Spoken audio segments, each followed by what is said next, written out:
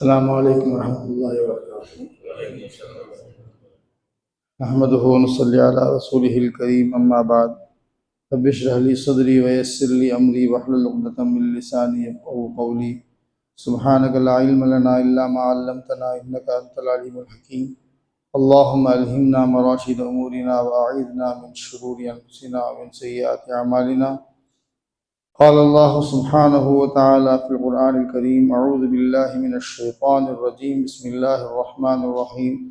لن ينال الله لحومها ولا دماؤها ولكن يناله التقوى منكم كذلك سخرها لكم لتكبروا الله على ما هداكم وبشر المحسنين.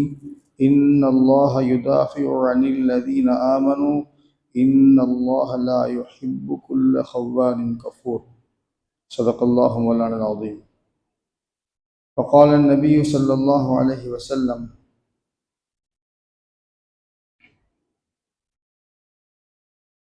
من وجد ساعة لأن يضحي فلم يضحي فلا يحضرن مصلانا وكما قال عليه الصلاة والتسليم. கண்ணியமிக்க பெரியார்களே, பிரச்சனைகளில் சிக்குவது மனிதனுடைய இயல்பு.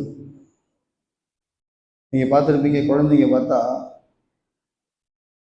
ஏதாவது ஒரு பிரச்சனையான விஷயத்துல கை வைக்கும். சுத்தர ஃபேன் இருக்குல்ல, அதில் கை ஒன்று ஆசைப்படும். அயன் பாக்ஸ் பல பலன்னு இருந்தா எனக்கு வேணும்னு கேட்கும். இப்போ நீங்கள் இந்த இதெல்லாம் பார்த்துருப்பீங்க, இந்த கனிவை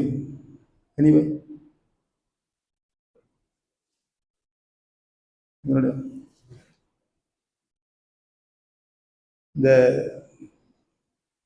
கிஷ்கிந்தா இதெல்லாம் எம்ஜிஎம்லாம் வச்சுருக்காங்கல்ல, இங்கெல்லாம் சில விளையாட்டு இருக்குல்ல. என்ன விளையாட்டு வச்சுருக்காங்க? எல்லாம் த்ரில்லிங் தான். த்ரில்லிங்னா என்ன அர்த்தம்? ஆபத்து. த்ரில்லிங்னா சும்மா இருந்தால் பிடிக்காது. சும்மா மேலே போகணும், கீழே வரணும், சுற்றணும், விழுவணும், குதிக்கணும், அந்த மேலேருந்து கீழே அப்படியே வந்து குதிக்கணும். இதெல்லாம் மனிதனுடைய ஒரு இயல்பான ஆசைகள், ஆர்வங்கள். இது குழந்தைகளுக்கு அப்படி, பெரியவங்களுக்கு அப்படித்தான். சும்மா இருப்பான், திடீர்னு என்ன செய்வான்? 10 வருஷம் கடன் வட்டி. ஏன்டா அப்படி செஞ்ச? ஏதாவது செய்யணும்ல, இல்லை ஏதாவது சொல்லுவோம், அந்த இப்படி செய்ய சும்மா இருக்கேம்மா. என்ன சொல்ல வந்தேன்?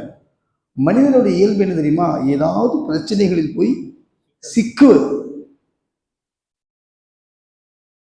அல்லாஹுடைய ரஹ்மத் இருக்கு, அதுதான் அவனை காப்பாற்றக்கூடியது. செல்வம் 2 வகை. ஒன்னு பொருள் செல்வம், இன்னொன்னு அருள் செல்வம். ஒண்ணு பொருள் செல்வம் நம்மை காப்பாற்றாது, அந்த பொருள் செல்வத்தை நாம் காப்பாற்ற வேண்டும். ஆனா அருள் இருக்குல்ல, நம்ம காப்பாற்ற தேவையில்லை. சொல்லுங்க, அது நம்மளை காப்பாற்ற. பொருளை தேடக்கூடிய வழிகளை மக்கள் அறிந்திருக்கிறார்கள், அருளை தேடக்கூடிய வழிகளை அறியவில்லை. பொருள் இருக்கு, அருள் இல்லை, பிரயோஜனம் இல்லை. அருள் இருக்கு, பொருள் இல்லை, வெற்றி கிடைச்சது. பொருள் கொஞ்சம் இருக்கு, அருள் அதிகமாக இருக்கு, வெற்றி அடையலாம். பொருள் அதிகமாக இருக்கு, அருள் இல்லைன்னா தோல்வி அடைஞ்சது. ஆகையால் தான் அல்லாஹ் கேட்கும்போது கேட்கிறோம், இஹ்தினஸ் ஸிராத்தல் முஸ்தகீம், யா அல்லாஹ் எங்களுக்கு நேரான பாதையை காட்டுவாயாக. ஆமீன் சொல்லுங்க. சொல்லிட்டு நேரான பாதை சொன்னா பத்தாதா? சொல்லிட்டு அடுத்த வார்த்தை கவனிங்களேன். சிராத்தல்லதீன அன்அம்த அலைஹிம், அவர்களுடைய பாதையை காட்டுவாயாக, யார் மீது நீ அருள் புரிந்தாயோ. இந்த அருள் புரியப்பட்டவர் யார் தெரியுமா? நபி, சித்திகீன், சுஹதா, சாலிஹீன். அல்லாஹ் 4 விதமான மக்களை தெளிவா சொல்றான். அருள் பெற்றவர்கள் நபிமார்கள், அருள் பெற்றவர்கள் நபிமார்களை உண்மைப்படுத்தியவர்கள் இந்த உம்மத்துல சஹாபாக்கள். 2வது அதற்காக உயிரை நீட்ட உயிர் தியாகிகள் யாரு? சுஹதாக்கள். 4வது அவர்களை பின்பற்றி நல்லவர்கள். அவங்க பாதை. இன்னொரு பாதை இருக்கு, அது பொருள் பெற்றவங்க பாதை. காரூனுடைய பாதை, நம்ரூதுடைய பாதை, ஷத்தாதுடைய பாதை. இந்த காலத்துல சொல்லுவாங்கல்ல, பில்கேட்ஸ் மாதிரி இருக்கணுங்க.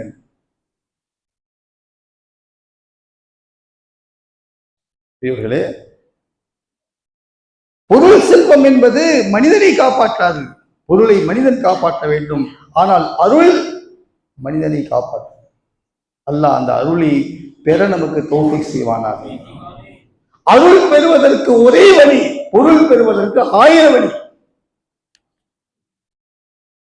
அப்ப நீங்க கேட்கலாம், அப்ப என்ன சொல்ல வரீங்க ஹஜ்ரத்? அப்ப பொருளே தேவையில்லைங்கிறீங்களா அப்படின்னு நீங்க உங்க மைண்ட் வாய்ஸ்ல ஓடுறது எனக்கு தெரியுது. லேசா சில பேர் தூங்குறாங்க, விட்டுருங்க. ஆனா முழிச்சிருக்கிறவங்க கேட்கறாங்க. சில பேர் கண்ண மூடிட்டு பேன் கேட்கறான், ஏன்னு தெரியல. ஏதாவது தெரியுதோ என்ன மூடனா? என்னங்க, என்ன மைண்ட் வாய்ஸ் ஓடுது? அப்ப என்ன சொல்ல வரீங்க? அப்ப பொருளே தேவையில்லைங்கிறீங்களா அப்படிங்கிற மைண்ட் வாய்ஸ் ஓடுதா? பெரியவர்களே, இஸ்லாம் பொருள் தேடுவதற்கு தடை செய்யவில்லை. பொருள் தேடுவதற்கும் அருள் பெற்றவரின் பாதைகளை தேர்ந்தெடுங்க. எப்படி சம்பாதிக்கலாம்? எங்க அத்தா சொல்லுவாங்க, ஒரே விஷயம் தான்ப்பா இன்னைக்கு, 2 வார்த்தையில முடிச்சுட்டான் மனுஷன், பைசா கைசா. அவ்வளவுதான், முடிஞ்சு போச்சு. பைசா ஹராமா இருக்கட்டும், ஹலாலா இருக்கட்டும், ஒருத்தனை ஏமாத்தட்டும், ஒருத்தனை ஏறி மிதிக்கட்டும், ஒருத்தன் மனசை சாகடிக்கட்டும், நோகடிக்கட்டும், காசு வருதா? அல்லாஹ் அந்த காசை வச்சு அவனை கேவலப்படுத்து, காசை வச்ச நாசமாக்கிடுவான். ஏன்னா அந்த பொருள்ல என்ன இல்லைங்க? அருள் இல்லை. அல்லாஹ்வுடைய நபி சொன்னாங்க, அலா வ இன்ன நஃப்ஸன் லன் தமூத ஹத்தா தஸ்தக்மில ரிஸ்கஹா. அறிந்து கொள்ளுங்கள், எந்த ஒரு ஆத்மாவும் தன்னுடைய ரிஸ்கை பூர்த்தி செய்யாமல் மரணம் அடையாது. ஃபத்தகுல்லாஹ், அல்லாஹ்வை பயந்து கொள்ளுங்கள். சொல்லுங்க இன்ஷா அல்லாஹ். வ அஜ்மிலு ஃபித் தலப், அந்த பொருள் தேடுவதிலே மிக அழகிய முறையை கையாளுங்கள்.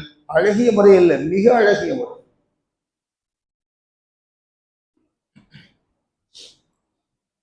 இன்னொன்னு சொல்றவா, பொருள் தேடுவதற்கு கூட மக்கள் இன்னைக்கு நினைக்கிறாங்க, வெறும் உலகத்துல இருக்கக்கூடிய இந்த வியாபாரம், உத்தியோகம், இதைத்தான் வழின்னு நினைக்கிறாங்க. இல்லை சகோதரர்களே, எப்படி அல்லாஹ்வால் கொடுக்கப்பட்ட கட்டளைகள், அல்லாஹ்வுடைய நபியுடைய வழிமுறைகள் அருள் கிடைப்பதற்கு காரணமோ, அதே போல அதே கட்டளைகள் அருள் பெற்ற பொருள் கிடைப்பதற்கும் காரணம். உதாரணமா சொல்றேன், ஜகாத் இருக்கு. ஜகாத் கொடுங்க, ஜகாத் கொடுங்க. இருக்கிற காசு காலியாகாம காசு கூடுமா? வெளிப்படையா சொன்ன காலியாகும். இல்ல கூடும். அல்லாஹ் சொல்றான், வமா ஆதைத்தும் மின் ஜகாத்தின் துரீதுன வஜ்ஹல்லாஹ் ஃபௌலாயிக ஹுமுல் முضعفூன். ஜகாத் கொடுத்து பார், உன்னை பணக்காரன் ஆக்காரன் இல்லையா பார். இன்னைக்கு எல்லாம் யோசிக்கிறாங்க, ஏங்க 50,000 ரூபாய் ஹஜ்ஜுக்கு போனாங்க ஒரு காலத்துல. சொல்லுங்க, நீங்க எவ்வளவு போனீங்க? 50,000 ரூபாய்க்கு போனேன். 97 70,000 ரூபாய்க்கு போனாங்க. 2005 70,000, 98 50,000, 35,000, இப்போ 7 லட்சம். என்னங்க ஹஜ்ஜு காஸ்ட்லி ஆயிடுச்சு? நான் சொல்லவா, ஹஜ்ஜு காஸ்ட்லின்னு ஹஜ்ஜு கிடைக்கிற கூலியும் காஸ்ட்லிங்க. ஹஜ்ஜு காஸ்ட்லின்னா ஹஜ்ஜு கிடைக்கிற மறுக்கிறது காஸ்ட்லிங்க. அட 50,000 ரூபாய் செலவு செஞ்சவருக்கு அந்த 50,000 எல்லாம் 700 மடங்கா பெருக்கி தருவான். நம்ம கேட்டகிரி 70 ரூபாய் செலவு செஞ்சவருக்கு அந்த 70ஐ 700 பெருக்கி தருவான். இப்ப எவ்வளவு செலவு செய்யறாங்க? 7 லட்சம். அதுக்கு எந்த மாதிரி குடும்பம்? ஜகாத் கொடுத்துப்பார், நான் உன் பொருளை பாதுகாப்பேன். நீ ஹஜ்ஜு செஞ்சுப்பார். சொல்லுங்க இன்ஷா அல்லாஹ், நான் உன்னை ஏழையாக்க மாட்டேன். ஜகாத் கொடுத்துப்பார், உன் பொருளை பாதுகாப்பேன். ஹஜ்ஜு செய்துப்பார், உன்னை ஏழையாக்க மாட்டேன். அல்லாஹ்வுடைய நபி சொன்ன வார்த்தை. வானம் பொய் சொல்லும், பூமி பொய் சொல்லும், உலகம் பொய் சொல்லும், நபி பொய் சொல்ல மாட்டாங்க. வானம் கீழே வரும், பூமி மேல போகும். நபி சொன்ன வார்த்தை மாறாது. ஹாஜி ஏழை ஆக மாட்டார். நம்பிக்கை இருக்கா? என்னங்க 7 லட்சம் சொல்றாங்க, இன்வெஸ்ட் பண்ணுங்க. என்ன நீ இன்வெஸ்ட் பண்ணா நீ பேங்க மூடிட்டு போயிடுவ, திவால் சொல்லிடுவ, மஞ்சள் நோட்டீஸ் கொடுத்துருவ. ரொம்ப கொடுப்பான மஞ்சள் நோட்டீஸ்? ஹாஜி சொல்லுங்க. ஜகாத் கொடுத்து பார், உன் பொருளுக்கு பாதுகாப்பு. நீ ஹஜ்ஜு செய்து பார், உன்னுடைய செல்வ நிலைக்கு பாதுகாப்பு. நீ குர்பானி கொடுத்து பார், உயிருக்கு பாதுகாப்பு.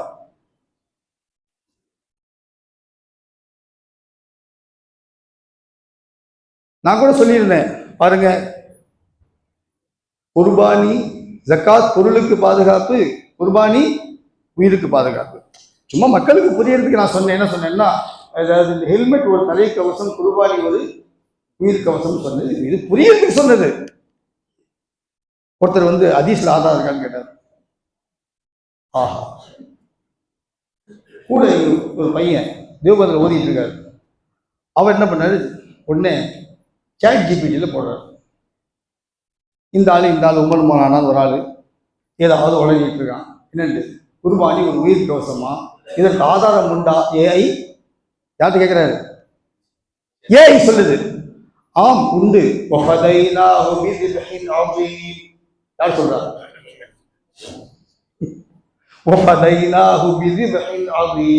நேரடியாக சொல்ல முடியாது, ஆனால் இன்டைரக்டா சொல்லலாம். எப்படின்னு சொன்னா, அல்லாஹ் குர்ஆன்ல சொல்றான். என்ன சொல்லலாம்னு சொன்னா, ஹஸ்ரத் இஸ்மாயில் அலைஹிஸ்ஸலாத்து வஸ்ஸலாம் அவர்கள் தன் உயிரை கொடுத்து தேரானாங்கல்ல, அல்லாஹ் என்ன செஞ்சான்? அவங்க குர்பானி கொடுத்ததுனால அவங்களுடைய உயிருக்கு பகரமாக, அவங்களுக்கு உயிருக்கு பிழையாக அல்லாஹ் ஒரு ஆட்டை கொடுத்து யாரை காப்பாத்தினா? இஸ்மாயில் அலைஹிஸ்ஸலாமுடைய உயிரை காப்பாத்தினால. அப்போ குர்பானி உயிருக்கு பாதுகாப்பு அப்படின்னு யார் சொல்றா? அந்த பையன் கீழே கமெண்ட் போட்டிருக்கான், சாட் ஜிபிடிக்கு தெரிவது கூட முஸ்லிமுக்கு தெரியவில்லையே.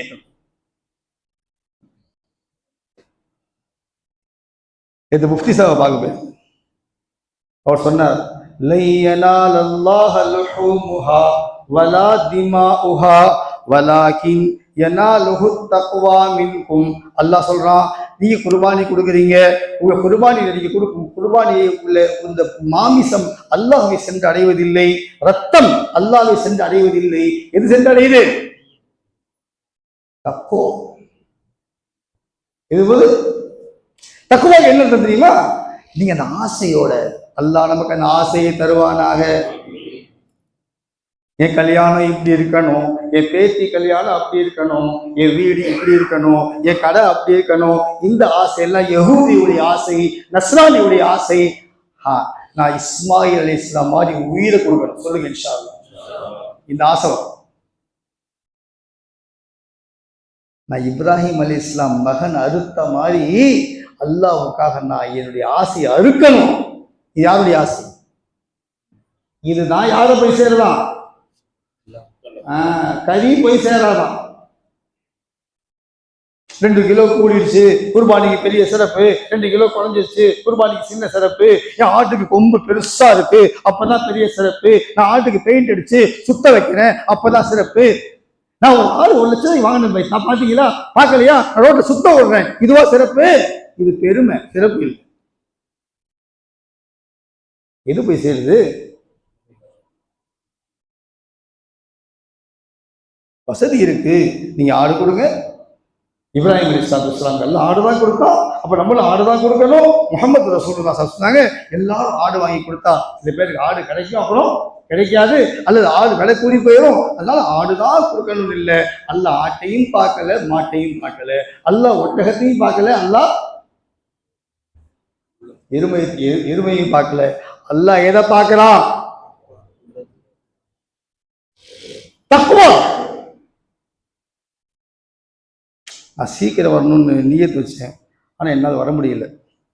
வரும்போது ஃபாரூக் பாய் என்ன செய்யிட்டே வந்தேன். ஆஹா, திருப்பி இருந்தால் கேள்வி கேட்பாரு. ஆனால் டைம் ஆயிடுச்சு. ஒரே ஒரு சின்ன சம்பவம், மோசமான வாட்ச், சீக்கிரம் டைம் ஆயிடுது, வேற வாட்ச் மாற்றுங்க. தண்ணி குடிச்சிக்கலாமா? வாட்சை டிபார்ட்மெண்ட் பயான டிபார்ட் சொல்ல, வாட்சை டிபார்ட்மெண்ட்.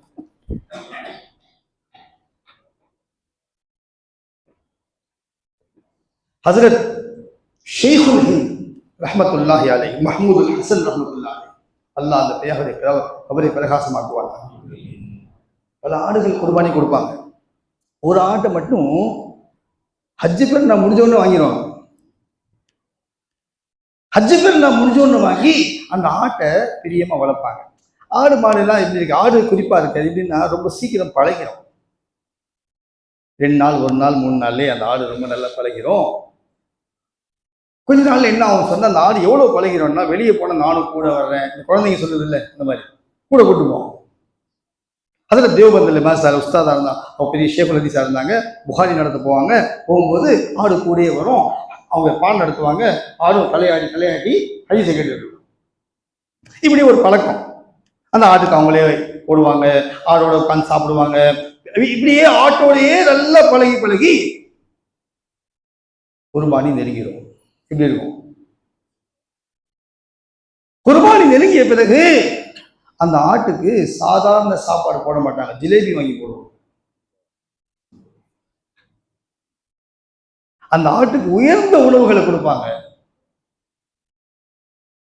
கடைசி நாள் ஹசரத்துக்கு பேச்சு கூட வராது. ஆடும் அழுவும், இவரும் அழுவார்.